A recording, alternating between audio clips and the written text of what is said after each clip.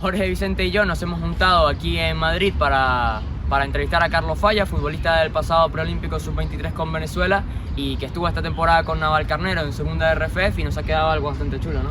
Sí, os invitamos encarecidamente a disfrutar de esta entrevista y a conocer la historia de este grandísimo futbolista que también lo es como persona, Carlos Falla. Bueno, Carlos Falla, hermano, primero, ¿qué tal estás? Como luego de esa permanencia con Navalcarnero, unos meses de mucho trabajo y al final se consiguió ese objetivo final, ¿cómo estás? Muy bien, la verdad.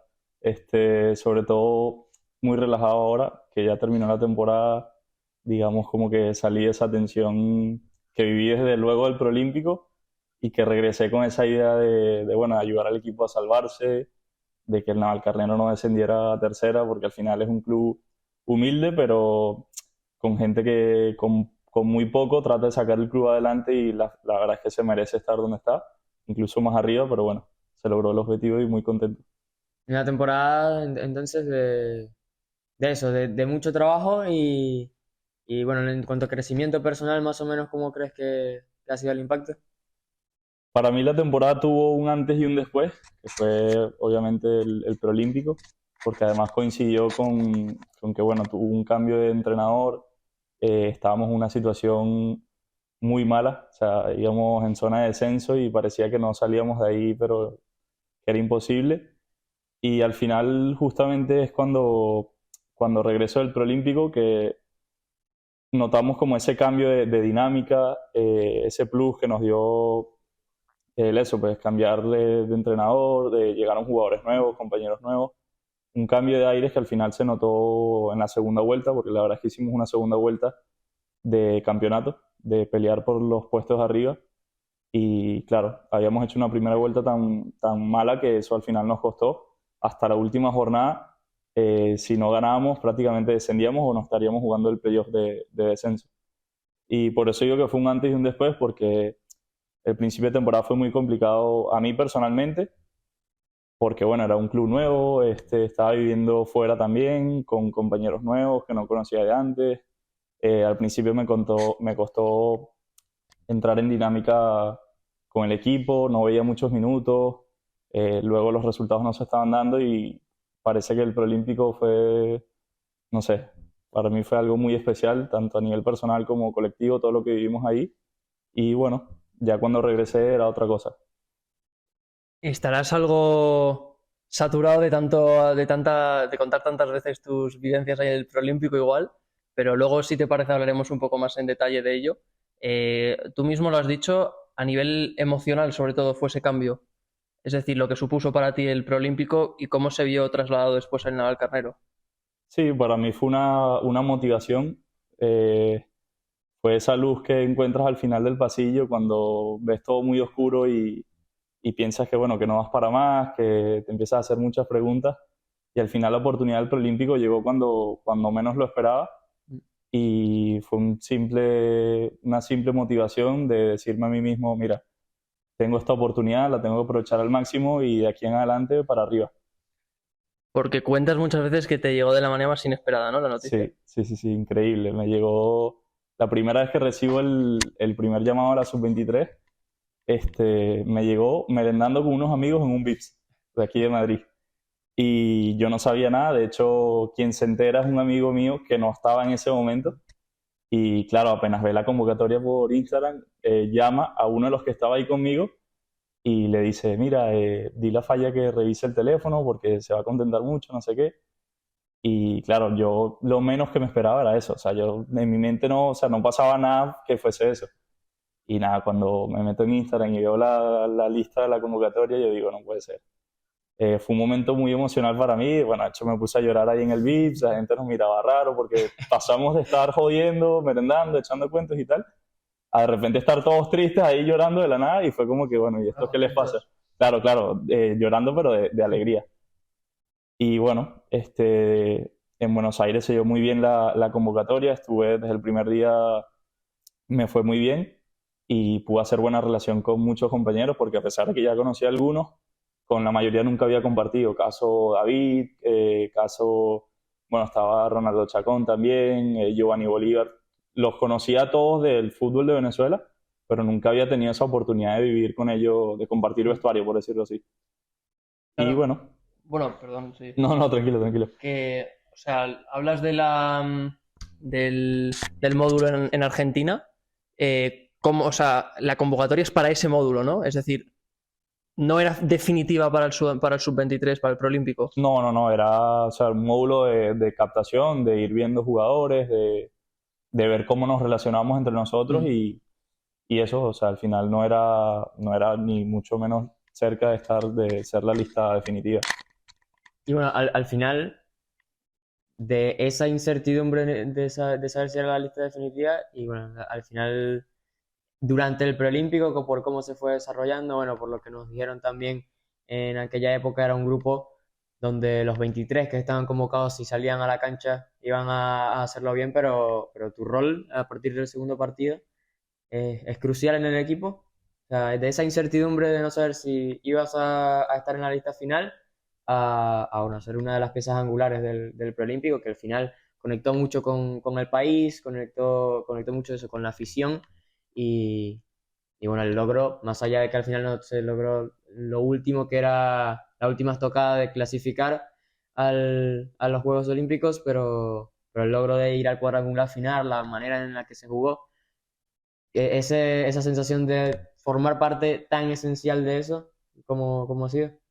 Lo mejor que me ha pasado en mi vida, sinceramente, a nivel deportivo y a nivel personal también. Estuve al final casi un mes y medio en mi país, viendo cómo la gente, el simple hecho de jugar un deporte, de practicar un deporte, la manera en que unió al país, el ambiente que se vivió durante esos días fue increíble.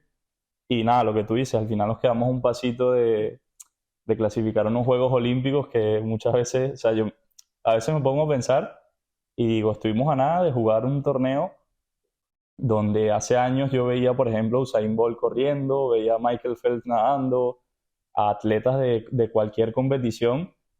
O sea, lo más grande para un atleta, a lo mejor para el fútbol no, porque está el Mundial, están las Eurocopas, las Copas América, pero para el resto de disciplinas es lo más grande que puede haber para un atleta. Y digo, quedarnos un paso de eso, o sea, significa bastante.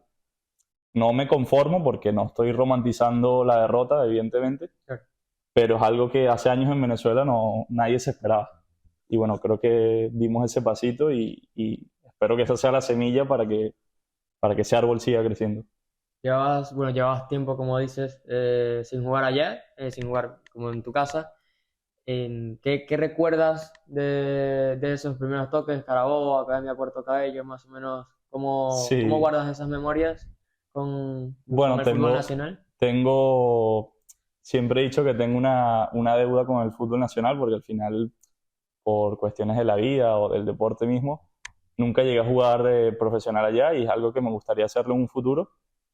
Y bueno, o sea, guardo con especial cariño sobre todo a Carabobo, a Academia, sobre todo porque también es el pueblo donde nació mi mamá, le tengo un cariño especial, he visto cómo desde que se fundó la academia en tercera ha ido subiendo y ahora está en primera peleando por los puestos de arriba y bueno, para mí es algo muy bonito y además estar ahí en la ciudad de mi mamá significa muchísimo para mí y bueno, es lo que te digo, o sea, me gustaría en un futuro, no pronto porque de momento quiero desarrollar mi carrera aquí en Europa, pero sí que tengo eso en mente y espero que algún día lo pueda lograr. De hecho, quería preguntarte por eso, porque te había escuchado en alguna otra entrevista decir que en algún momento Academia te molaría pues volver a, bueno, jugar ahí de nuevo, sí. Sí. O, y dije, mira, esto se lo podemos preguntar. Pero hablando efectivamente de tu desarrollo aquí en Europa, para ponerlo en contexto, tú llegas aquí en 2020 Sí, correcto. a realizar unas pruebas en el juvenil del Rayo Majadahonda, que Sí. por entonces militaba en División de Honor, juvenil A. Entonces, cuéntanos en ese sentido todo tu itinerario futbolístico desde lo que tú consideras que fueron tus primeros pasos en Venezuela. Bueno, mira, primero empecé muy pequeñito, a los 3 años, en el Club Sirio de Valencia, porque estaba a 5 minutos de mi casa y me pasaba todo el día jugando dentro de casa y fue mi mamá quien insistió en que en que fuésemos a preguntar al club a ver si podían permitir entrar a niños de 3 años, que lo normal es que te digan que no, porque al final eres muy pequeño y bueno, puede traer consecuencias. Pero mi mamá estaba obstinada ya de que yo rompiera cosas en la casa, de que estuviese todo el día con la pelota, a lo mejor ella cocinando y de repente la pelota le caía al lado y se metía en la cocina y cosas así. Y bueno, gracias a ella pues entré ahí con chamos de 4 o 5 años, o sea, mayores que yo, y en una edad sobre todo que se nota muchísimo. Y bueno, empecé desde los 3, luego pasé del Club Sirio, pasé al Hogar Hispano de Valencia. Me acuerdo que en esa época también compaginaba el fútbol con el béisbol. Sí. A veces salía de entrenar del béisbol, me recogía mi mamá, me cambiaba dentro del carro y iba a entrenar fútbol.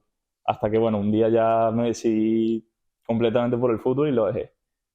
Después de ahí paso a la Academia Nowhere, que fue una academia que estaba recién fundada en ese momento. Luego tuve un paso por la Hermandad Gallega también, que recuerdo con mucho cariño porque fue como ya la primera vez que me estaba tomando en serio el fútbol. Además tuve un entrenador que hoy en día hace vida aquí en Europa también, se llama Manolo Correa. Está en la Academia del Levante, es preparador de porteros. Y ya el trato, o sea, él tiene muchos años ya de experiencia, fue profesional, había entrenado al Carabobo en primera división, ya tenía su trayectoria. Y fue como el primer entrenador que tuve que ya se sentía esa mentalidad de querer ser profesional. Me acuerdo que, bueno, teníamos unos horarios de llegada, que si de repente no teníamos un peto, un chaleco con el que entrenábamos y todos teníamos que llevarlo limpio y el que no lo llevara, o sea, el que se le olvidara, no entrenaba directamente. Entonces, era como esa disciplina de tener todo en orden. Entrenábamos ya 4 días a la semana, que siendo, aquí seríamos alevines, o sea, con 10, 11 años, ya es como que, bueno, ya es una... Sí, exacto, ya empieza a ser serio. Y bueno, luego justamente es mi primer paso por la academia, por Puerto Cabello, que es cuando estaba recién hecha, recién fundada. Y ahí ya es cuando el boom verdadero. Estaba la academia, la dirigía Javier Vidales, o sea, el director deportivo de la academia era Javier Vidales, que estuvo mucho tiempo también en la cantera del Sporting de Gijón, ha pasado también por varios clubes de aquí de España. Y ya ahí sí es verdad que mi percepción del fútbol cambia radicalmente. O sea, ahí es cuando yo digo que empecé a ver el fútbol de verdad. Cosas tan sencillas como saber perfilarse o saber estar orientado a la hora de recibir un balón, de que te ahorras 2, 3 segundos o incluso más, que al final son detalles que parecen insignificantes, pero es lo que verdaderamente aquí en Europa marca la diferencia. Luego el talento de cada quien también, evidentemente también marca la diferencia, pero ese tipo de detalles, que aquí lo controla todo el mundo, también te hace ser diferente y elevar tu nivel. Y bueno, ahí creo que fue la etapa donde más aprendí a jugar y donde adquirí muchos conocimientos. Luego tuve un paso por Carabobo, estuve un año allí nada más. Siempre me había gustado como querer vestir la camiseta del Carabobo, porque bueno, era el equipo de mi ciudad donde había nacido y además estaba muy cerca de casa, estaba a 15 minutos. Pero Carabobo sí es verdad que a nivel de menores en ese momento, digamos, no tenía una buena estructura, o sea, era muy deficiente y claro, nunca se había dado la oportunidad. Después tuve un paso también por Estudiantes de Caracas, que justamente me voy con un director deportivo que lo había tenido en Carabobo, lo conocí allí y luego se fue a Estudiantes y nos fuimos varios jugadores de Carabobo con él. Y después de Estudiantes es que regresó otra vez a la academia. Creo que fueron 4 meses nada más o 5 meses en la academia. En ese momento fui a disputar el sub-17 con la selección en Perú y ya cuando regreso jugué un par de meses en la academia y es cuando de ahí doy el salto a Holanda. Se me dio la oportunidad de ir a probar con un equipo de allá, con el Fortuna Sittard. Y bueno, la verdad es que estaba encantado porque era mi primera experiencia en Europa, era lo que siempre había querido y nunca pensé que llegaría tan pronto. Y a lo mejor hoy lo veo y digo, quizás salí un poco joven porque tenía 17 años en ese momento, no era ni mayor de edad. Y claro, al principio costó mucho porque, bueno, la primera vez viviendo solo en un país de afuera, un país que además no se habla español. Yo entendía el inglés, pero nunca me había tocado hablarlo por mi cuenta. Entonces, claro, esos primeros días tenía miedo a hablar. entonces no hablaba ni español ni hablaba inglés, entonces me estaba quedando mudo prácticamente. Y bueno, al final me fui adaptando, estaba súper encantado con mis compañeros allá. Eh, el fútbol de ahí de Holanda quizás no es tan elevado como el de aquí de España, pero para los jóvenes es un país muy que tiene muchas oportunidades, te puede ayudar a buscar mejores clubes. Y bueno, da la casualidad que, bueno, pasa lo de la pandemia estando allá, empiezo, los primeros 2 meses me quedo solo porque el resto de mis compañeros eran del resto de Europa y tuvieron la oportunidad de irse a sus países. Sí. Y claro, yo no podía regresar a Venezuela porque no sabíamos lo que iba a pasar y Venezuela no estaba a la vuelta de la esquina, era un viaje de casi 10 horas.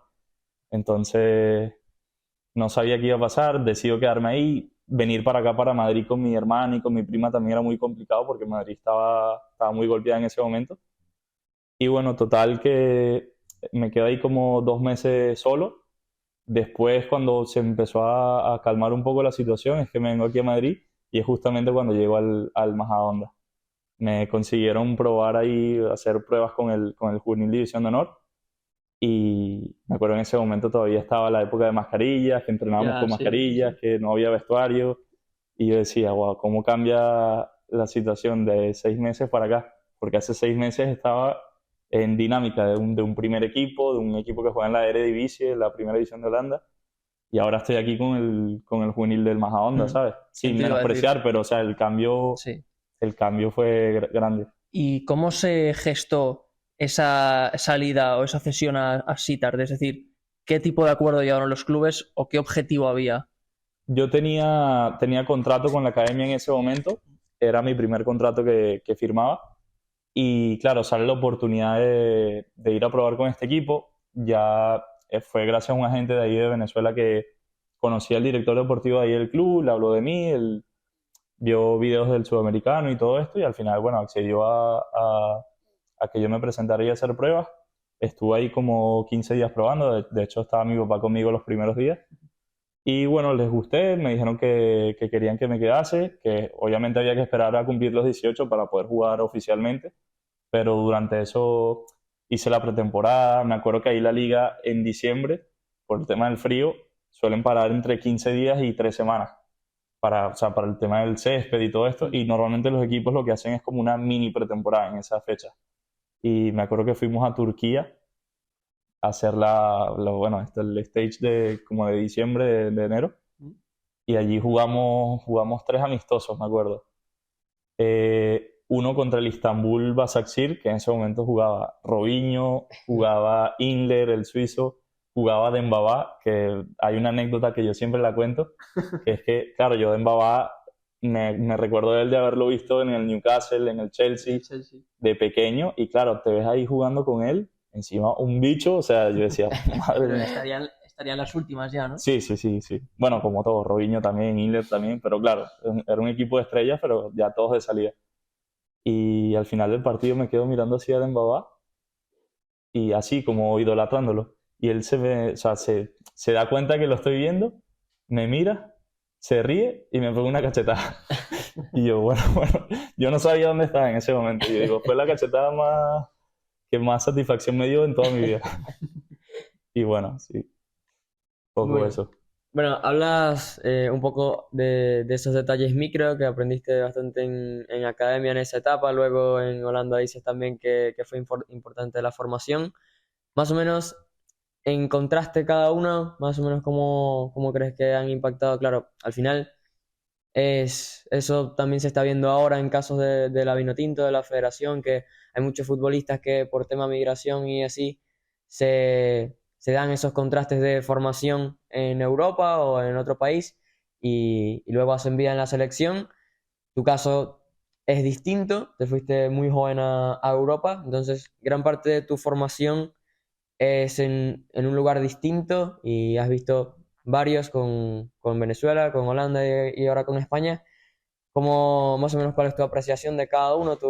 ¿Cómo valoras lo que te ha enseñado cada uno? Obviamente es aprendizaje muy, muy nutritivo en general, porque, claro, esto es como se dice, foguearse en distintos lugares. Sí, bueno, creo que cada etapa me ha ayudado mucho, tanto a nivel personal, que creo que lo destaco más que incluso el deportivo, porque al final el hecho de vivir solo, de salir desde joven y tener que, por ejemplo, cocinarme mis comidas cuando nunca lo había hecho, el tener que hablar en inglés para ir al mercado, para hablar con alguien en el estadio, lo que sea, o para hablar con un compañero, creo que me ha hecho crecer muchísimo y me ha hecho mucho más independiente, por supuesto. Y a nivel deportivo, que lo que más destaco de acá, o sea, de Europa sobre todo, es que tienen muy claro que hay que respetar los procesos. Me refiero, aquí por ejemplo, salvo un Lamine Yamal, salvo un Gavi o un Pedri, que son jóvenes, o sea, con muchísimo Sí. talento y ya están en el mundo de la élite, aquí todo el mundo quema todas sus etapas. O sea, todo el mundo juega sus 3 años de juvenil. Los primeros años de senior son complicados porque cuesta entrar en dinámicas con equipos. Y a lo mejor en Venezuela estamos acostumbrados que ya antiguamente con el tema de la regla, Ujú. a los 16 ya estaba jugando. Yo tengo amigos que debutaron profesionalmente en Venezuela a los 16 años y hoy en día están fuera del fútbol y tenemos 22, ¿me entiendes? Es algo de lo que yo más destaco aquí, más allá del tema conceptual de, bueno, de la metodología con la que se juega aquí, el saber orientarse, el saber perfilarse, cosas así, que eso ya es cuestión de técnica y de agilidad, de agilidad, perdón.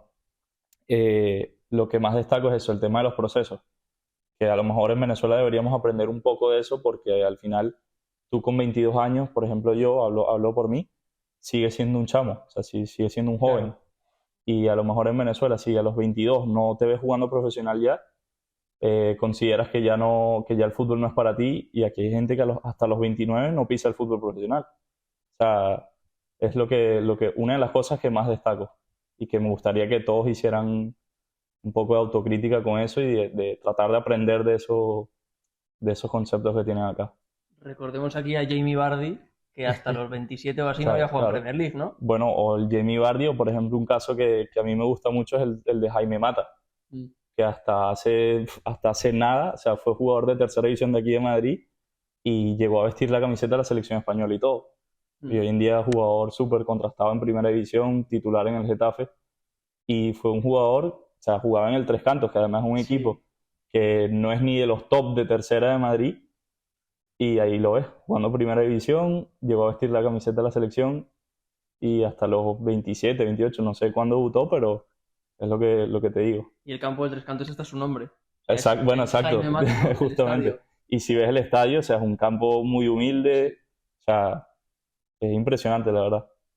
Sí, bueno, y al final justo que en Venezuela ha pasado mucho encima porque, por ejemplo, tenemos aquella generación de la final del Sub-20, que, por ejemplo, hay varios jugadores de aquella final del Mundial Sub-20 que siguen en el fútbol nacional, ya sea que salieron y volvieron o siguieron. Y también hay muchos casos que, como mencionas, que debutaron en primera división, tuvieron cierta trayectoria, pero al final están fuera del fútbol. Hace tiempo tuviste un reportaje en Marca donde también hablas de que coqueteaste con esa posibilidad en algún momento de tu carrera. Y bueno, obviamente, más o menos cómo es lidiar con eso. Supongo que al final debe ser un momento muy duro, es una decisión muy difícil, obviamente, tener que seguir trabajando cada día. Al final, en un deportista de alto rendimiento, la exigencia es mayúscula. Háblanos de eso un poco, de aquella etapa precisamente que al final, como te digo, a muchos les ha pasado. Y bueno, al final tú sigues aquí formándote y trabajando. Sí, bueno, dices aquella etapa y suena como si fuese hace mucho y fue hace 7 meses o así. Justamente de lo que comentábamos al principio de la entrevista, que esta temporada ha sido de muchos altos y bajos precisamente por eso. Cuando yo recibo ese primer llamado de la selección para ir a Buenos Aires, yo una semana antes estaba, o sea, estaba súper decaído, estaba viendo pocos minutos con el equipo. Mi papá había tenido un problema en verano en Venezuela que lo tuvieron que hospitalizar, estuvo casi un mes internado, entonces claro, el hecho de estar aquí pero tener la cabeza en otro lado me estaba matando y al final no estaba disfrutando a lo que me dedico y a lo que más me gusta, que es jugar al fútbol. Y entonces, claro, por la cabeza se te pasan muchas cosas, empiezas a hacerte preguntas, ya me imagino que sabrás cuáles son. Y una de las cosas que yo pensé era, bueno, me regreso a Venezuela, dejo esto aquí, ahí, bueno, ahí consigo un equipo, lo que sea, estoy ahí con mi papá, estoy tranquilo, estoy en mi casa. Y justo una semana después, o sea, mientras yo consideraba eso, porque claro, es una decisión que no, tampoco la puedo tomar a la ligera, Mm. era como hablar con el angelito bueno y el angelito malo. O sea, por un lado, había un día que yo decía, sí, listo, lo hago y me voy mañana mismo, y había otros que decía, piensa bien, a lo mejor te arrepientes, cosas así. Y a la semana estaba merendando con los amigos y llega esta noticia y es como, qué mejor señal que esta como para aprovechar y tirar para adelante. O sea, al final me cambió la vida un simple llamado de un amigo, o sea, imagínate tú. Y bueno, obviamente es difícil cuando tu cuerpo y tu cabeza no van en sintonía, Mm. que últimamente como que es más común de lo normal, algo que siempre ha existido, pero bueno, cada día vemos más casos del tema de salud mental y todo esto, que yo tampoco quiero hacer un drama porque obviamente sé que hay muchas personas que están mucho peor que yo y que cada quien enfrenta sus problemas como ellos consideren. Mm. Pero sí, es importante que tu cabeza y tu cuerpo vayan en sintonía. Sobre todo la cabeza, que tenerla bien amueblada, saber lo que quieres, estar tranquilo contigo mismo. Y al final el fútbol se juega con los pies, pero si tienes la cabeza jodida, hermano, créeme que es muy difícil. Y es que, claro, lo decías antes, lo que supuso para ti todos esos años que estuviste viviendo fuera y el hecho de estar lejos de tu familia, pues cosas que puedan suceder, como pues tu padre lo hospitalizan, tu madre y demás, pues es que es mucho, y luego tú lo dices, eh, y verdaderamente como juegas en el campo es una expresión de tu personalidad también, y tu personalidad es una construcción de todo lo que Claro. has tenido que pasar, entonces, ¿tú cómo ves eso plasmado en tu forma de jugar? Bueno, siempre me he considerado un jugador muy tranquilo, o sea, jugador y una persona muy tranquila, educada, o sea, Mm. considero que soy amable, que trato con mucho respeto a la gente. Y sí es verdad que bueno, después de la situación de mi mamá, luego de vivirlo de mi papá también, siento que se me hace un poco más difícil quizás controlar situaciones de emociones, sobre todo estos últimos partidos con Navalcarnero, de que también estamos viviendo muchos Sí, partidos tensos que teníamos que ganar sí o sí. sí. Y entonces, claro, salía al campo y salía como colocado. O sea, salía y que quería matar gente, o sea, iba con todo y era como que tranquilízate, o sea, la Carlos cosa Costa. tampoco es así. Pero sí, sí, siempre me he considerado lo que tú dices. Al final, la persona que eres fuera del campo se transmite dentro del campo. Y bueno, últimamente sí que me ha costado un poco, he tenido como muchos cambios de emoción, pero bueno, porque obviamente han pasado cosas que me han hecho sentir ese cambio, pero siempre he sido un jugador tranquilo, nunca me meto con nadie, no me gustan los problemas realmente, o sea, estos partidos iba y me encaraba con la gente y después decía, pero si yo no soy así, o sea, ¿para qué? Si al final no va a pasar nada, ¿sabes? Entonces, bueno, un poco eso. Sí, tuviste una amarilla por ahí hace poco que te sacaron al, Sí, al sí, sí, es primer verdad, tiempo. contra el Sanse, me acuerdo, que me hacen un faltón, o sea, me pisaron aquí atrás en la zona del talón, que seguramente en primera o en segunda a lo mejor es roja con el tema del VAR y todo esto, y que hoy Claro. en día, bueno, hay muchas reglas.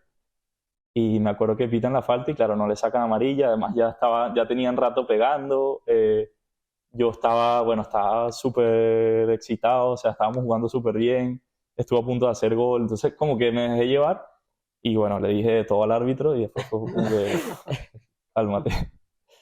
Sí, sí, que de hecho me pudo haber expulsado y todo y después lo pensé bien y digo, ¿para qué hago eso? Pero al momento como que sí, me cuesta un poco contenerme.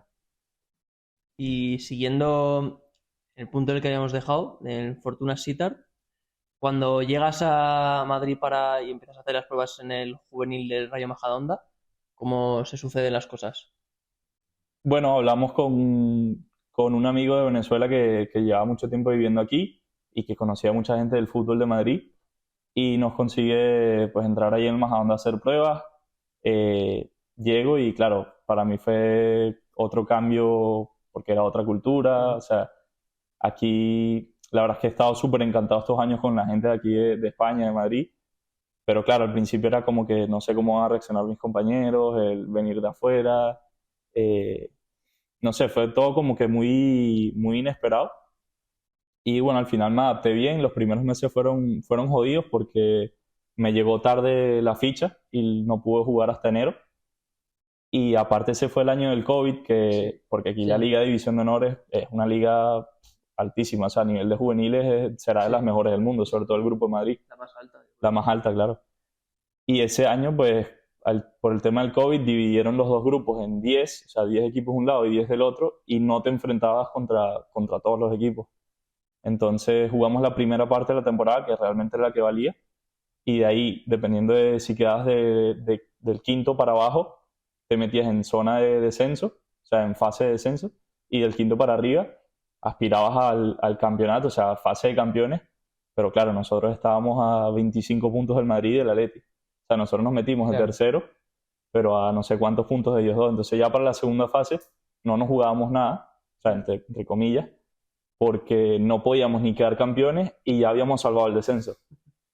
Entonces, claro, era época de COVID, mucha gente dejó de venir al final de temporada. Me acuerdo que incluso los últimos partidos íbamos a entrenar 8 o 9 jugadores. O sea, no daba ni para hacer un 11. Y yo decía, madre mía. Luego solo nos enfrentamos nuestro grupo estaba el Madrid, el Atleti y el Rayo.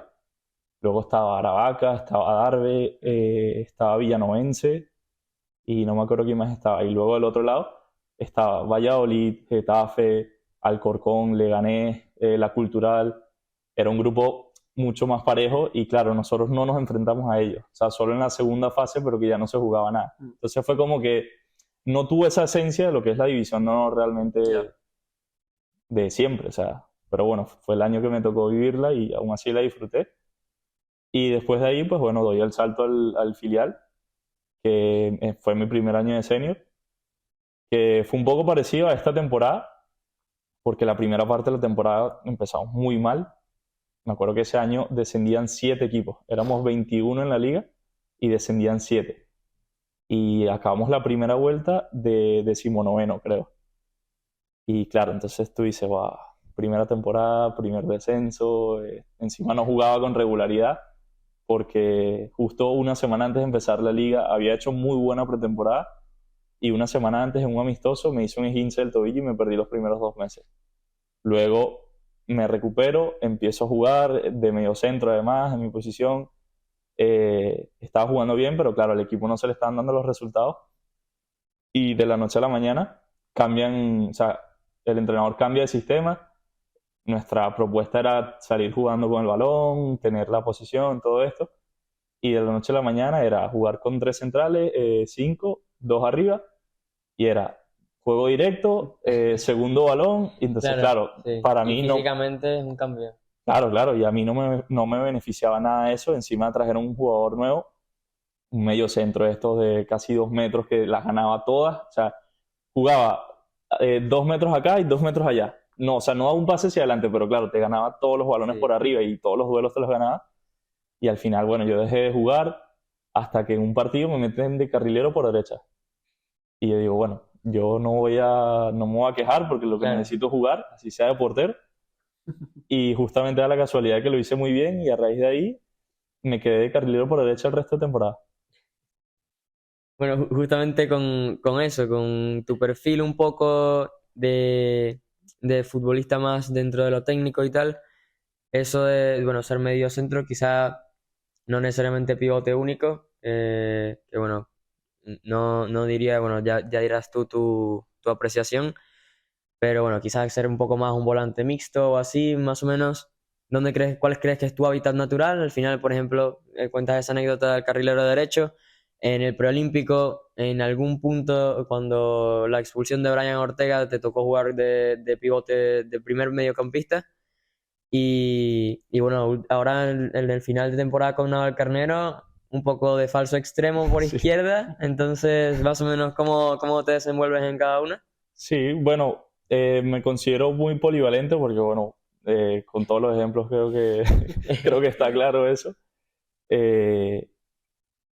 considero que entiendo bien el juego y que me adapto a cualquier situación, pero sí, donde más me siento cómodo es de medio centro, pero sobre todo cuando tengo Libertad. libertad, exacto. Un box to box, por decirlo Sí. así. Porque aparte me gusta llegar al área, me gusta pegarle afuera. Luego defensivamente he notado que he mejorado muchísimo desde Sí. que llegué aquí, porque antes físicamente era muy, muy flaco, muy débil, siempre fui muy pequeño. Y bueno, he mejorado un poco ese aspecto. En el Preolímpico me tocó hacer una labor Sí, muchísimo más contra defensiva. Brasil tocó y hay Sí, algún que otro clip haciendo cobertura central o así justo, es que verdad, es verdad, es verdad. Claro, porque el profe me lo pedía. Y sobre todo cuando expulsan a Brian, fue como que el sí, partido donde más me tocó centrarme solo en lo defensivo. Pero bueno, es lo que tú dices, o sea, en enero estaba jugando ahí y luego aquí en Navalcarnero terminó la temporada jugando de falso extremo porque sobre el papel era extremo por izquierda, salíamos, impulsando mucho carril claro, central, mucho metiéndose en el porque enganche. sí, cuando no teníamos el balón éramos un 4-2-3-1, o sea, hacíamos la presión como si fuese un 4-2-3-1 y yo saltaba como si fuese un extremo a su lateral, pero cuando teníamos el balón nosotros hacíamos línea de tres y yo me metía al medio para que subiera el lateral por izquierda a hacer el carril. Entonces, claro, ahí cuando ya estoy por el medio me gustaba mucho porque recibía casi siempre solo a las espaldas de los mediocentros de ellos y a los centrales les daba miedo tipo salir porque claro, si sales dejas el espacio atrás para el delantero. Entonces, el controlar y ya estar cerca del arco pues me gustó mucho. Esos últimos partidos que jugué ahí, al principio incómodo, pero ya luego cuando entras en dinámica le agarras el gusto. Sí, claro, quizá en zonas mucho más adelantadas, viendo, ocasionalmente viendo el fútbol de espaldas incluso, Sí, a veces. que es una experiencia distinta también. Y en aquel rol del preolímpico, de hecho, el primer partido, que claro, al final ese rol de pivote único de mediocentro posicional, que en Venezuela ni siquiera solo en esa categoría, sino que es una cosa que se traslada a cualquier parte de la selección, que el mediocentro posicional es difícil de elegir, es difícil de conseguir un perfil que sea tal cual ese. Incluso Brian mismo en Caracas Fútbol Club juega mucho más adelantado, e incluso de enganche en 4-2-3-1. Entonces, en ese momento, de hecho, el primer día le preguntamos a profe Baliño y él decía no, que iba a jugar Brian porque organizaba y tú eras más un mediocampista mixto y también habló de las otras opciones, pero luego que te dieran ese rol, además de, primero, entrar a partir del primer y segundo partido, el primero desde la banca y el segundo ya de lleno como titular, luego que te dieran ese rol de sustituir a Bryant ese día, que encima era contra Brasil, ¿cómo se sintió esa parte? Bueno, bien, estaba en un momento con la confianza muy, muy alta y, y el grupo como tal también estaba muy, muy comprometido, entonces como que daba un poco igual, evidentemente sentimos la falta de Brian porque venía siendo un pilar, pero dentro del grupo había esa sensación de que el que iba a entrar lo iba a hacer de la mejor manera. Y claro, cuando estás en un grupo así, con esa dinámica, al final sales al campo y sales confiado, ¿sabes? Sales seguro de que vas a hacer tu trabajo bien. Y bueno, creo que al final se dio, ese día perdemos con Brasil, pero bueno, o sea, fue un partidazo, me acuerdo Sí, que Matías hace un golazo y sí, el que no. sí, que no voy a entrar en detalles de eso porque si no aquí estamos hasta mañana, pero bueno, eh, creo que se dio bien el partido y bueno, yo personalmente me sentí muy bien. Y físicamente era un torneo de Sí, demasiada mucha exigencia. exigencia, o sea, Sí, incluso el día que expulsan a Bryant muy temprano contra Argentina, quedan 10 contra 10 porque también expulsan a Barco, y bueno, había que correr un montón en sí, comparación, o sea, al final también estaban jugando con futbolistas que juegan a una talla claro. altísima, por ejemplo, estaba Hendrick en Brasil, que juega primera división con Palmeiras, ahora va a ser ficha del Madrid, más o menos cómo era la exigencia en ese aspecto. Muchísima, muy, muy elevada, sobre todo ese día de Argentina porque además estaba lloviendo y bueno, yo no te voy a mentir, yo no sé cómo aguanté tanto físicamente porque tenía tanto tiempo sin competir a este nivel de exigencia, de jugar cada 3 días, de además césped natural, porque venía desde que estoy aquí en Madrid prácticamente de jugar siempre en césped artificial y eso al final lo notas. Eh, Jugar cada 3 días en césped natural, terminas con los isquios reventados, con los gemelos reventados y me sentí súper bien. Yo decía, no me preguntes cómo, pero terminaba los partidos y terminaba cansado, pero al día siguiente ya estaba fresco otra vez.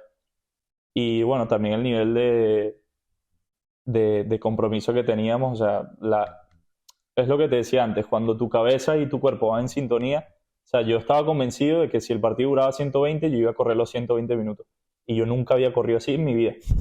Pero cuando tú mismo te convences de que eres capaz, o sea, ni lo notas. Y bueno, aguanté muy bien el torneo, todos lo hicimos. Y tenía muchas dudas al principio, pero se dio muy bien. Y claro, o sea, estamos ahora, el preolímpico, para poner un poco de contexto general, bueno, se puede decir que era la clasificación previa para los Juegos Olímpicos, como hemos dicho antes también, pero claro, ¿cómo era? Es decir, estabais en un grupo, ¿no? Bolivia, Ecuador, Sí. Colombia Y Brasil. y Brasil y Brasil y vosotros. nosotros, exacto. Claro, y clasificaban los dos primeros. Sí. Y de los dos primeros que clasificaseis, os uníais con los otros dos primeros del otro grupo. Claro. Y el campeón ahí es... Campeón y subcampeón. Campeón y subcampeón. El torneo preolímpico, o sea, al final nosotros nos quedamos afuera en el último Sí. partido y Contra como Paraguay. que, claro, da esa sensación de otra vez, de que quedas eliminado, de que Venezuela no ha logrado nada nunca. Clasificar unas Olimpiadas en Sudamérica tiene que ser de los torneos más difíciles, o sea, juntando todo, juntando Champions, juntando Eurocopa, porque al final de 10 equipos solo se meten 2. Y te estamos hablando equipos Argentina, Brasil, Uruguay que viene de quedar campeón sub-20. Quedó campeón del mundo sub-20 y no clasificó a segunda ronda. O sea, imagínate el nivel de competencia que hay. Paraguay, Y al final Paraguay termina quedando campeón, por encima de Brasil y Argentina, que eran los favoritos. ¿Me entiendes? O sea, yo luego lo pienso y digo, lo que hicimos fue, o sea, una hazaña. O sea, no, vuelvo y repito, no estoy conformándome ni nada, pero es que es muy difícil. O sea, clasificar unas Olimpiadas en Sudamérica es muy difícil. Si ya por sí ir al Mundial, que son 5 cupos, ahora lo subieron a 6, es muy complicado. Imagínate clasificar a unas Olimpiadas donde clasifican 2 nada más. Y claro, o sea, empezáis 3-3 contra Bolivia, en un partido que digáis 3-1 arriba, con uno más, Con ¿puede uno ser? más, sí. O sea, vamos a hacer repaso de los partidos, porque, o sea, claro, yo no fui espectador y tal, pero sí que, pues, viendo los resúmenes, viendo todo, hasta yo me impregné de esa emoción de decir, aunque yo supiese que no habíais quedado campeones, es como que tenía es como, para mí no sabía el final, entonces es como que estaba, no, por favor, no, Claro. el golazo de Bolivia, el 3-3, Sí.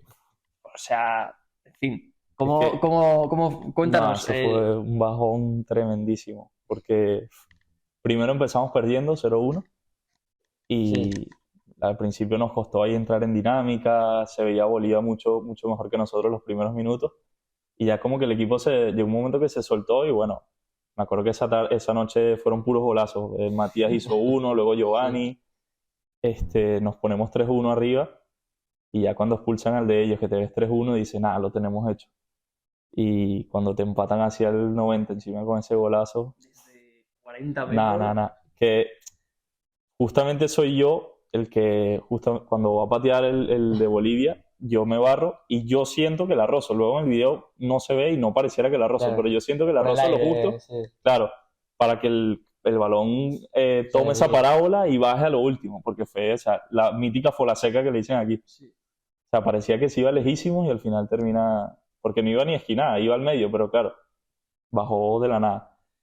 Y claro, empiezas el primer partido contra Bolivia, que un error que se suele tener es como dar por hecho que ya teníamos los 3 puntos. Yeah. Porque bueno, te ves ahí jugando en casa, es Bolivia, que Bolivia y Venezuela históricamente son las cenicientas de Sudamérica. Y bueno, creo que eso nos pasó un poco de factura, sobre todo en los minutos finales, por el hecho de tener uno más y de estar 3-1 en casa. Luego te vas a casa de haber empatado 3-3 y dices, ajá, ¿y ahora? Luego el segundo partido lo empatas con Ecuador y ya es 2 empates, ya estás obligado a ganar sí o sí, te queda un partido con Brasil. Ya empiezas a imaginarte escenarios que bueno, no estás viviendo el presente porque ya estás pensando en otras cosas. El empate de Ecuador, bueno, fue un partido también muy intenso. Ecuador físicamente eran unos animales, o sea, unas bestias. Me acuerdo que entró un extremo en el segundo tiempo que yo decía, este nos va a sacar lesionados a todos. Que ahí precisamente se hace el cambio que cuando entras, porque también el primer día estaban Telasco y Bryant en la base, e igual era quizá se necesitaba que entrara un mediocampista más. Sí, yo creo que entre los tres como que engranábamos perfectamente, porque al final Brian y yo como que nos turnábamos a veces el que hacía la creación con el que hacía la parte defensiva, y lo más importante de todo es que le dábamos la libertad a Telasco. Claro. Y ahí fue Qué cuando bueno. verdaderamente Telasco se soltó a jugar y mostró el gran jugador que es. Entonces creo que ese tribote era, entre los tres nos hacíamos mejor a cada uno, porque cuando Brian, por ejemplo, se equivocaba, sentíamos que estaba el otro ya Claro. para suplir esa baja. Y bueno, al final empezamos a tener confianza entre los tres, la química subió muchísimo, y cuando sales al campo con esa confianza ya sales confiado y seguro de que te va a salir todo bien. Claro, porque aquí la clave es que, sobre todo ahí en Venezuela, fuiste para muchos una revelación. Porque pues Telasco, Brian, David Martínez, un montón de jugadores, ya pues, no sé, vosotros podéis decirlo más que yo, mejor que yo, que sois muchísimo más cercanos al fútbol ahí en Venezuela, pero eso, a mí Alexis, por lo que me ha contado y por lo que he podido ver en las entrevistas, lo que te han comentado también otros aficionados y otras personas, es eso, que es como que no estabas como dentro del radar de la mayoría. Entonces, Claro, ahí, ahí está ese punto de asombro que generaste en la gente. sí, porque había estado mucho tiempo fuera, no había jugado nunca la Liga de Venezuela, Claro.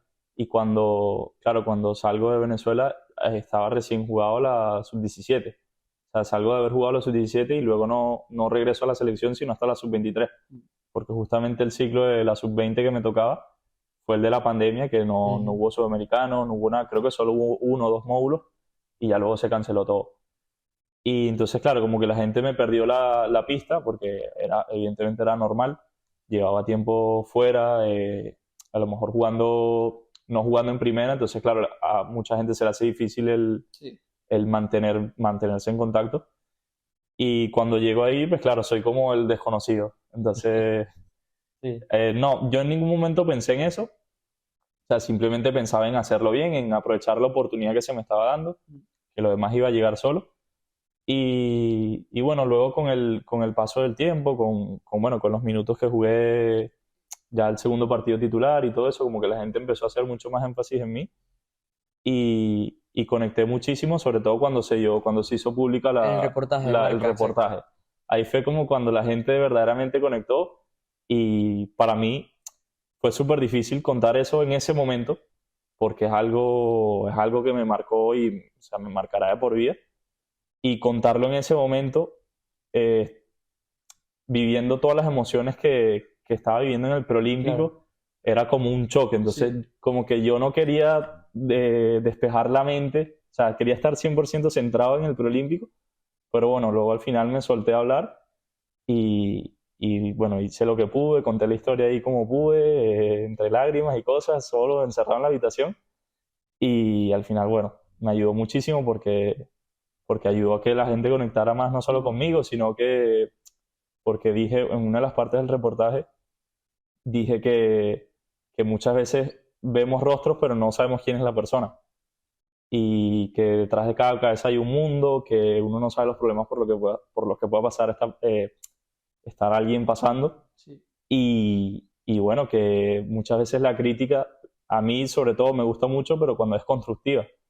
Pero si me vas Claro. a criticar para destruirme o para hacerme daño, no vale de nada. O sea, yo no me voy a mortificar por eso, pero hay gente que le puede afectar Sí. y lo puedes tumbar. Entonces, como que dije, traten de no hacer ese tipo de críticas, de estar todos unidos, de ayudarnos a crecer juntos, si me tienes que decir que estoy haciendo las cosas mal, dímelo, pero de buena manera.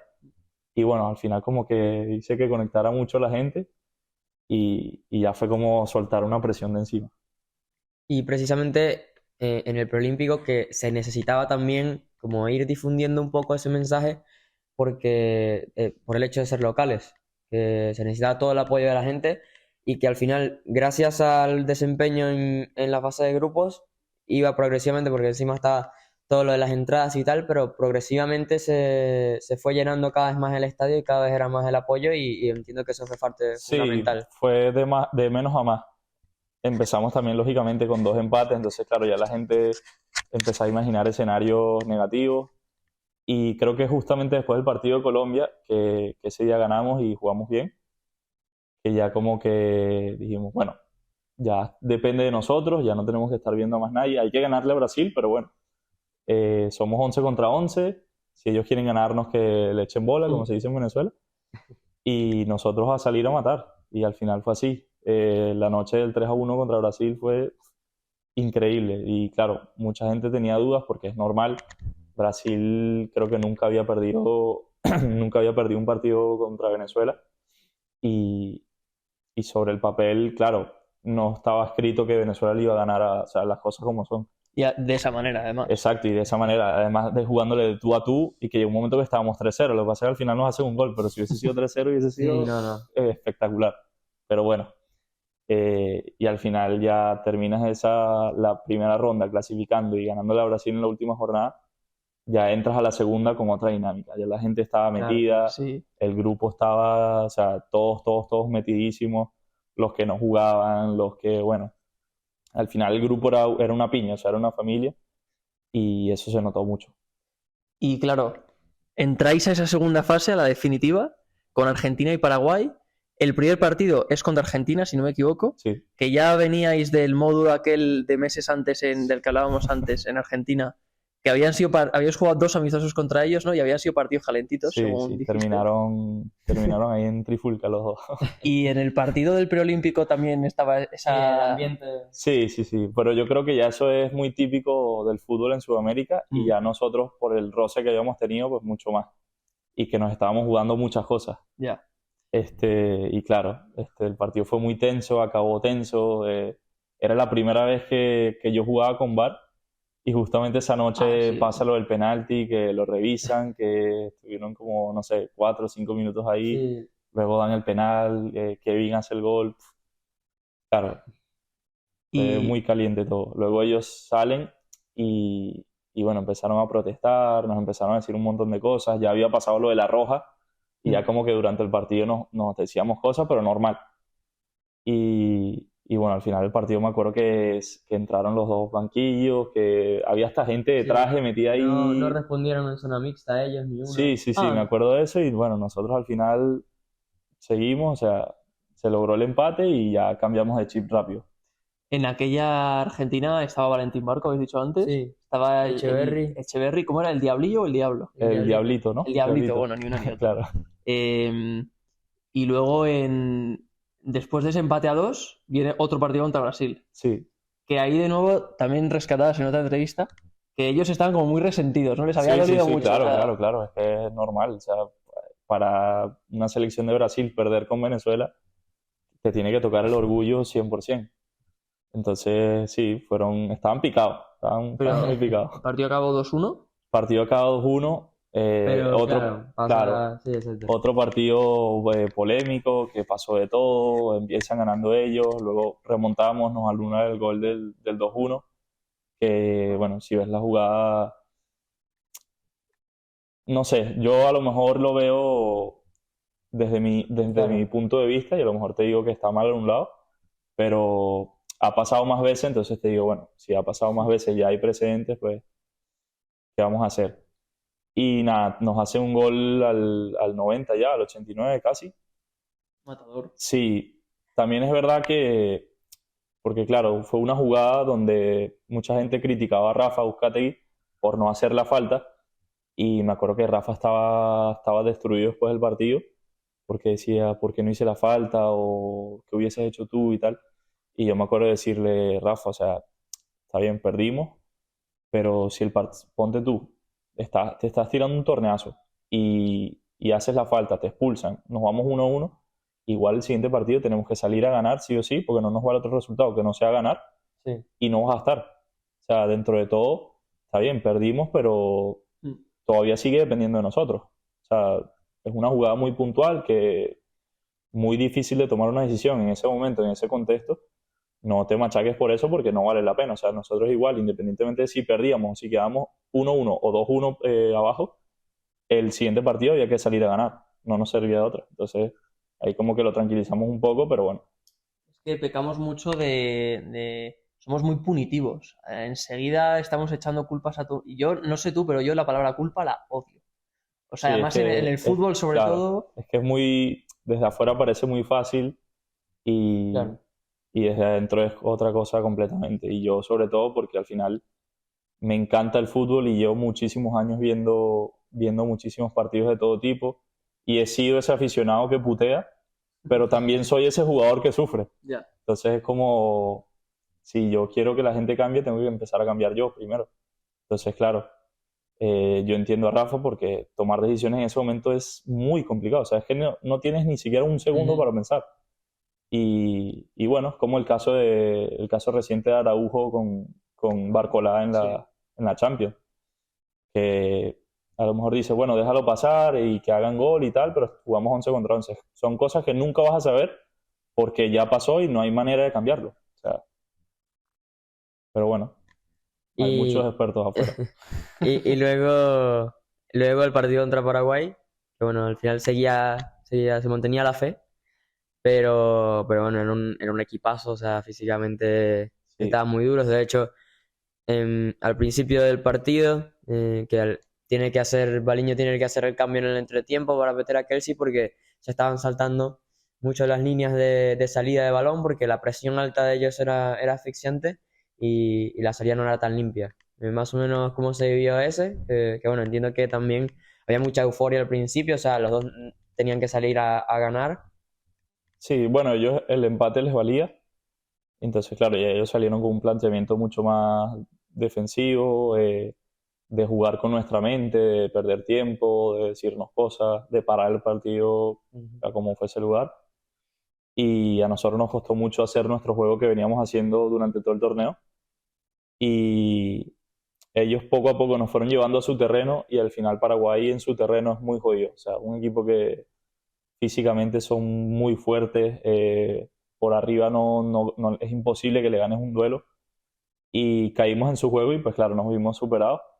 Los primeros 15 minutos, me acuerdo que tuvimos un par de llegadas buenas, un centro que creo que pone René a David, no me acuerdo, y como que se ponchó o le dio algo así, como que la rozó y al final le pegó en la mano y terminaron quitando mano. Yo en ese momento digo, nada, los tenemos, o sea, estamos en las Claro. Olimpiadas. Yo decía, estamos en las Olimpiadas. Cuando también hacemos un gol en fuera de juego que nos anulan, no me acuerdo si fue Pipo o Ferro. Y todo eso en los primeros minutos, y yo cuando vi que salimos así, que estábamos llegando y todo esto, yo digo, nada, nada, los tenemos, o sea, de aquí no nos baja nadie en las Olimpiadas. Pero claro, empieza a pasar el tiempo, ellos se empiezan a cerrar más, a estar más sólidos, ves que el partido se empieza a ralentizar y tú dices, "Uf, ya no lo veo tan claro". Entonces, bueno, al final te vas al descanso 0-0, que dentro de todo era buen resultado porque seguías ahí el partido empatado o estabas a un gol de ponerte por arriba y clasificar. Y salimos al segundo tiempo con una mentalidad de que nos lo vamos a comer y al minuto de haber salido el segundo tiempo, penal en contra. Y ahí fue como que, porque claro, se ponen arriba en el marcador y ya no era solo hacer un gol, era hacer dos. O sea que ya si uno costaba mucho, imagínate hacerle dos a Paraguay. Entonces, claro, ya entramos en la desesperación, no nos salía nada, estábamos bloqueados y ya llegó un punto del partido que bueno, se sabía que no, era de esas noches que tú dices, haga lo que haga, no, esto no lo vamos a dar vuelta. Y bueno, al final pasa lo de Ferro, que es un error también que le puede pasar a Claro. cualquiera, pasa en el más alto nivel y es un poco lo que digo con Rafa el día de Brasil. Da igual perder 0-1 que perder 0-2. O sea, yo no lo culpo por eso, es un error que le puede pasar a cualquiera. Y es lo que te digo, dentro del campo yo tenía esa sensación de que no nos salía nada y que era imposible remontarle un partido a Paraguay. Y bueno, al final, luego del resultado y de todo, era un equipo que tuvo una concentración larguísima en cuanto a esa unión de grupo y bueno, se veía que eran muy unidos por las declaraciones, por lo que se veía en la cancha. Más o menos también para ti se significará algo muy importante porque has formado parte de ese ciclo de selección, de esa generación, desde hace muchos años, hablamos hace rato, desde sub-15, y, y bueno, con los primeros que estuviste tú. Entonces, ¿cómo se vive desde esa experiencia? Porque al final es tu última experiencia no absoluta en tal caso, porque ya es la última generación donde puedes estar en categoría inferior. Y claro, ¿cómo se vive eso? Al final que se consagre ese grupo y luego, bueno, las caras nuevas o así, ¿cómo se vive todo? Bueno, es muy bonito realmente ver a tus compañeros que conoces hace mucho tiempo, verlos cómo crecen también, cómo cada uno ha ido dando pasos hacia adelante y ha crecido muchísimo. Y bueno, el hecho de volver a compartir vestuario con varios de ellos, porque no eran muchos realmente. Me acuerdo que de los que conocí así de antes, Pipo, René también había compartido con él, Telasco también, pero más que nada eran módulos, porque al final en sub 15 y en sub 17 fue Pipo y ¿quién era el otro? Ah, bueno, y Matías. De resto, Claro. o sea, todos los había conocido del fútbol nacional, pero nunca habíamos llegado a estar en una selección juntos. Y bueno, creo que al final hice muy buena relación con todos. Vivimos muchas cosas bonitas ahí en el hotel de concentración, los viajes a Argentina, a Miami. Eh, Fue muy bonito todo y ver cómo está cada uno en el mundo ya profesional, porque prácticamente el único que no jugaba profesional era yo. A mí me enorgullece muchísimo y quiero lo mejor para todos. Para mí sería un honor volver a compartir con ellos en la selección, porque significa que seguimos estando ahí, que estamos mejorando. Y bueno, o sea, una experiencia muy positiva. Lo dije empezando la entrevista, que había sido lo mejor que me había pasado en la vida. Y vuelvo y lo repito, o sea, fue una situación que me vino muy bien para mí personalmente y deportivamente hablando me abrió muchas puertas y me hizo cambiar muchísimo. Encima, claro, como mencionas, no habían tantos jugadores con los que hubieses compartido tanto. Y claro, era también importante en el preolímpico el caso de que no es una fecha FIFA. Y como todos juegan profesionales, es importante eso de lo de congeniar con los clubes y tal. Se había hablado de Claro. que había varios jugadores que pelearon incluso con su club. Y estaba el caso, por ejemplo, de Joan Aramburu, que pensaba que podría ir. Y que él era uno de esos que estuvo quizá contigo desde mucho antes. Y bueno, no se dio. Más o menos eso de los clubes, ¿cómo lo viviste tú primero? Y bueno, en general, ¿cómo crees que es esa parte con el preolímpico? Fue complicado, verdaderamente. O sea, yo, por ejemplo, no tuve ningún problema porque Navalcarnero desde el primer día súper receptivos y sabían que para mí era una oportunidad enorme. Pero claro, por otro lado nos estábamos jugando el descenso, estábamos ahí metidos en la zona baja. Justamente la semana que me tenía que ir, la federación me mandó el pasaje para el 3 de enero, creo, 2 o 3 de enero. Y nuestro primer partido con o sea, con el nuevo entrenador era el 7. Entonces como que el club habló conmigo, habló también con los responsables de la federación y le dijo, o sea, como que te damos permiso, pero juega este partido y ya luego te vas. Mm. Entonces, por ahí, o sea, destaco mucho la labor de Navalcarnero de dejarme ir, sin ningún tipo de problema, de sobre todo estar pendiente de mí cuando estaba allá, porque estuvieron al tanto todos mis compañeros, el presi, eh, más directivos, todos me escribían, me preguntaban que cómo iba el torneo, qué había que hacer para clasificar, cosas así, cuando aquí los partidos eran súper tarde, entonces, bueno, yo eso lo Mm. aprecié mucho. Y sí, tuve compañeros, por ejemplo, el caso de John, que además a John es curioso porque yo a John lo conocí en el 2012, un torneo que vinimos a jugar aquí en la frontera entre Portugal y España, el Mundialito se llama, que es la primera vez que compartí con él y es otro de los compañeros que me enorgullece mucho ver todo lo que ha crecido y lo que está logrando ahora, que está sentándose en la primera división del fútbol español, que es la élite mundial. El otro día le toca marcar a Lamine Yamal. Exacto, ¿y en Y, qué equipo, exacto, efectivamente? sí, sí, un Y en algún equipo. punto, a unos minutos, a Mbappé. Sí, también. Y bueno, nada, súper contento por él. Y bueno, eso, luego me acuerdo también de Adrián Cova, con el que me llevo muy bien, que el Logroñés sí que no lo dejó salir. Luego, así como yo tuve que esperar hasta el 8 para viajar, hubo compañeros que llegaron el 13 o el 14 y debutábamos el 20, ¿no? El 19, el 20, no me acuerdo. Pero sí, o sea, como que todos teníamos esa disposición de ir y que estábamos dispuestos a pelear con el club por lo que sea para dejarnos ir. Pero sí, si a algunos se les hizo más complicado, a otros más fácil. Pero bueno, O sea, pasaste tu cumpleaños ahí en la concentración. pasé mi cumpleaños ahí en la concentración, sí. Quería preguntarte por la figura del entrenador, ahora que hemos estado repasando todo tu paso por categorías inferiores, en fin, todo el ciclo previo a la etapa de senior. ¿Cómo, cómo valoras tú? Porque a mí me da la sensación de que muchos entrenadores es como que no velan tanto por las potencialidades de sus jugadores y en ese sentido por quizás ayudarles a progresar de una manera más humana pero aplicada al fútbol, porque es el campo en el que se establece la relación, sino que es como, es lo que decía antes de la culpa, que la figura, yo creo, del entrenador a ojos de muchos jugadores es como la de alguien cuyas expectativas o expectativas o necesidades hay que satisfacer para luego jugar más y por tanto, desde mi punto de vista, muchos entrenadores pecan en ese sentido, quizás incluso de narcisistas, no sé si es muy soberbio decirlo así, pero entonces, ¿cómo tú desde ese lado más emocional has notado el trabajo de tus entrenadores sobre tu grupo y sobre ti?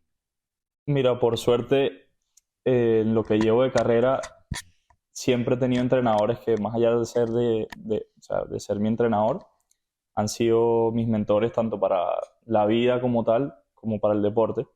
Nunca he tenido problemas con ningún entrenador y, y también influye mucho la personalidad de cada quien. Como que también ser entrenador es un puesto muy complicado, muy, muy, muy complicado. El saber manejar un vestuario, porque no solo dependes de una persona, sino de 23, de 25, que cada persona es un mundo, que a lo mejor la forma en que te hablas con este no sirve con este, ¿me entiendes? O sea, Claro. y bueno, yo por suerte he congeniado muy bien con los entrenadores que he tenido estos últimos años, desde que estoy aquí en España, he tenido entrenadores espectaculares, tanto de persona como de entrenador. Y al final eso es lo que te decía un poco de la confianza. No, no es solo el grupo, cuando el grupo está comprometido o cuando tú estás bien contigo mismo y sales con la confianza elevada. Cuando el grupo defiende lo que dice el entrenador, cuando van todos en la misma sintonía y reman todos hacia un mismo lado, los resultados se notan claramente. Por ejemplo, el caso de Xabi Alonso. Eh, que el Leverkusen ganase una liga, su primera liga en la historia, de manera invicta y ver cómo juega, o sea, no es que Xabi Alonso sea, a lo mejor a Xabi Alonso le das otro equipo y el equipo desciende, pero la armonía que hay en el grupo, o sea, lo ves por los videos, por la afición, que está todo el mundo unido y todos hacia un mismo objetivo, eso al final lo notas. Y el entrenador tiene que saber manejar ese tipo de situaciones y lo que te digo, saber cómo dirigirse hacia un jugador, hacia este, a lo mejor este es más susceptible, a lo mejor este da igual que lo putees, que le digas de todo, que te va a hacer caso y va a mejorar. Y bueno, es muy importante la figura de entrenador, no solo para dirigir al equipo, sino para sacar lo mejor de cada quien, a nivel de confianza y todo eso. Bueno, el profe Baliño, por ejemplo, más o menos cómo se vivió, porque claro, Sí, eso también se hablaba un poco de que el vestuario ahí era la familia, entonces él era un poco el padre de dicha familia. ¿Cómo se vivió esa experiencia? ¿Cómo ha sido tu experiencia con Baliño en general? ¿Cómo consideras que es como entrenador? muy bien, muy bien. La experiencia con el profe y con todo el cuerpo técnico fue sencillamente espectacular. Yo al principio, como era la primera vez que iba a compartir con ellos, bueno, estaba un poco nervioso bueno, de que quería caer bien, quería hacerlo bien, y desde el primer día se notó esa confianza y esa buena vibra que había en todo el ambiente, y al final eso se notó muchísimo, sobre todo el profe. Después del partido de Bolivia, que creo que esto es algo que no he contado, el profe y los analistas me dijeron, lo hiciste bien, pero te tienes que soltar a jugar. No pasa nada por fallar. Me mostraron algunos cortes del partido de Bolivia, que entre 15 y 20 Sí. minutos, no me acuerdo. Y sí es verdad que no lo hice mal, pero tampoco lo hice bien. O sea, lo hice por hacerlo. O sea, estaba en el campo por estar. Y al final me dicen, creo que que tú eres un jugador que puede dar mucho más, que si te sueltas a jugar se va a notar muchísimo la diferencia. Mira este tipo de jugadas, lo que puedes hacer. Aquí jugaste hacia atrás y tenías pase hacia adelante. Tienes que soltarte a jugar, aquí no va a pasar nada. Y ya para el segundo partido contra Ecuador, bueno, ya me viste, Claro. o sea, tenía esas palabras en la mente todo el partido y al final fue lo que hizo que cambiara. El primer partido creo que no di ni un pase hacia adelante o uno solo y ya luego el segundo partido cambios de banda contra Ecuador, luego Conducciones. izquierda, derecha, conducciones, me solté, pero precisamente por eso, porque encontraron la tecla de cómo hacerme llegar el mensaje y que yo lo entendiera y que no me, lejos de soltarme, me cohibiera más. Mm. Entonces fue súper importante y creo que cada uno del cuerpo técnico tenía, aparte de su función, del cargo que tenía, a nivel mental, creo que cada uno lo llevó muy bien, porque todos eran unos personajes, los fisioterapeutas, o sea, entrar a la sala de fisio era, bueno, te salías de ahí morado de reírte, o sea, de que no podías respirar más. Y nada, o sea, fue muy bonito todo realmente. Esa creo que de las cosas más importantes, si no la que más, entre esa relación director técnico-jugador es que el jugador tenga esa confianza, ¿no? Sí. Que eso quizá es lo que, como dices, tocó la tecla y entonces a partir de allí como que para que el futbolista termine de sacar su potencial, ¿crees que la confianza es lo más Sí, crucial? sí, sí, tal cual. Cuando tú estás a gusto contigo mismo y estás seguro de lo que vas a hacer, da igual si fallas o no, porque en vez de centrarte en el error, ya estás diciendo, bueno, la siguiente lo voy a hacer. Y si no es la siguiente, es la otra. Y si no, la otra. Y sigues y sigues y sigues. Entonces, cuando no estás bien, no estás seguro de ti mismo, a lo mejor no quieres el balón o en vez de ir a encarar un duelo, lo que haces es jugar hacia atrás y marca muchísimo la diferencia cuando un jugador está con la confianza alta a cuando está regular. Bueno, vamos con un poquito de preguntas mucho más generales. También si Ok. va saliendo una por el camino, se Preguntas la flashes hacemos también. así desenfadadas. Exactamente. Entonces, bueno, también incluso hay alguna que has respondido en alguna ocasión hace años. Entonces, igual si ha cambiado. A ver si cambia. Eh, Pregunta trampa esa. A ver este, cuáles son. no, bueno, no son pocas. Bueno, el momento más bonito que recuerdas en el fútbol ahora. El proolímpico, sí. Sí, en Sí. general. Si es otra Sí, cosa, lo que hemos hablado, sí. llevo una hora hablando de eso. Eh, ¿Alguien con quien hayas jugado y nunca faltaría en tu equipo? En general, puede ser en varios también. Uf.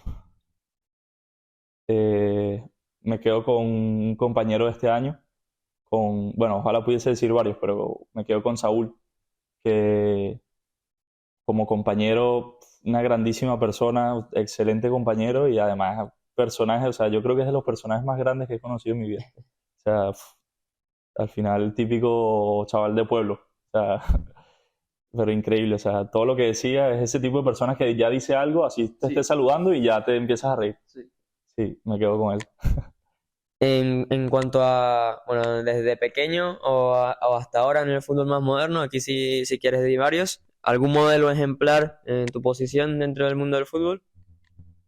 Siempre me he fijado en Iniesta, fue mi referente, pero, pero bueno, los últimos años me quedo con Toni Kroos, que me parece, además Bueno, me, y justamente hoy justamente tenemos... hoy anuncia su retiro, sí. Yo que soy, o sea, soy seguidor del Barça, Toni Kroos me parece, sí, o sea, yo te diría el mejor para mí de la historia.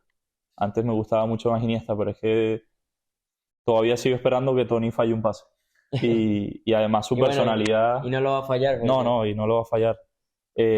Su personalidad, su tranquilidad, o sea, el tipo jugándose una final de Champions y lo ves ahí tan tranquilo como si estuviese yendo a un supermercado a comprar las cosas.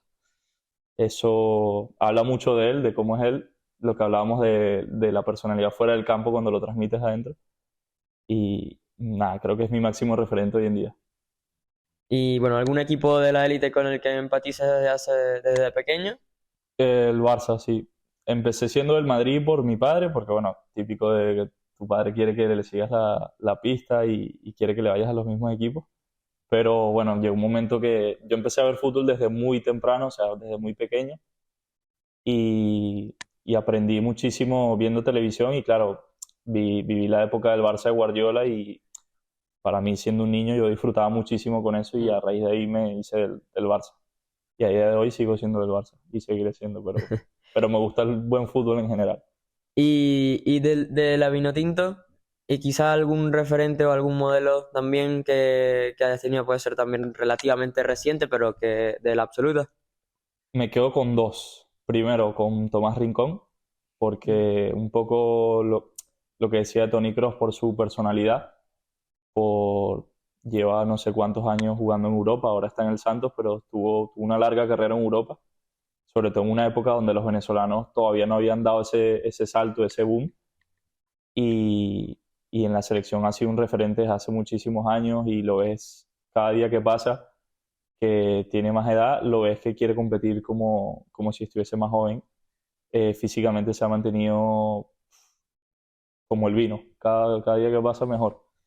Y es algo que yo me quiero copiar de él porque su forma, su mentalidad de querer más siempre es muy positiva. Y el otro con el que me quedo es Yangel, por la temporada que está haciendo, por los pasos que está dando y porque me encantaría compartir con él en el campo.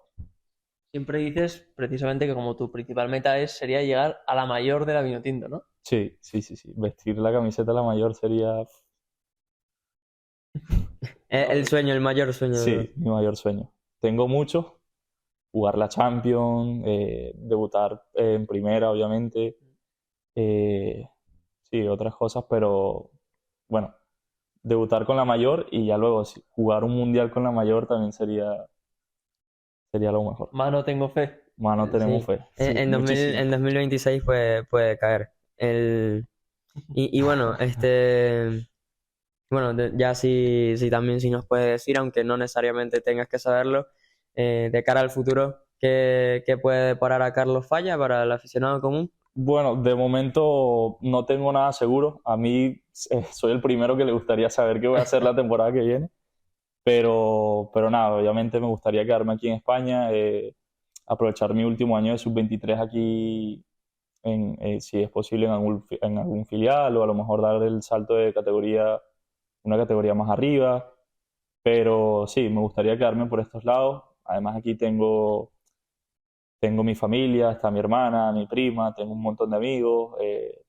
Tema idioma también es muy importante y Claro. quiero por lo menos estar un año o a lo mejor un par de años más acá y ya luego considerar otras opciones.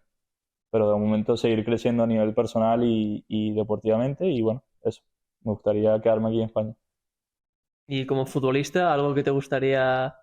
¿A qué prototipo te gustaría llegar? Bueno, prototipo no, pero De perfil de mediocampista más o menos. ¿qué cualidades tuyas te Exacto. gustaría potenciar? ¿Cuál Exacto. sería el Carlos Falla ideal del futuro? Exacto. Bueno, mejorar un poco la parte física, seguir mejorando ese aspecto, siento que lo he mejorado mucho, pero bueno, todavía me falta. Y, y bueno, o sea, creo que lo demás te lo va dando a medida que vas escalando categorías, por ejemplo, el tema del ritmo, eh, la preparación física, pensar más rápido, tomar decisiones más rápidas, eso creo que te lo va dando el mismo roce de jugar con gente a ese nivel. Mm.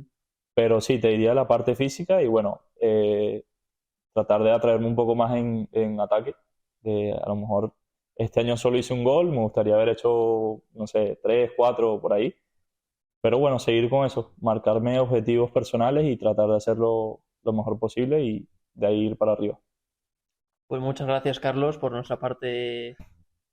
Bueno, nos has contado todo y más. Muy agradecidos No, no, gracias a ustedes. por haber accedido aquí. Y bueno, pues una historia muy, muy bonita y muy interesante que al final esto es lo más... Detrás de cada persona hay, vamos, un mundo entero, como Claro. bien dices tú. Y bueno, ha sido un placer. Y una historia que apenas está empezando a escribirse. Así que nada, de verdad, Ojalá. muchas gracias, hermano, por No, pasarte gracias a y ustedes. por respondernos. Gracias, gracias.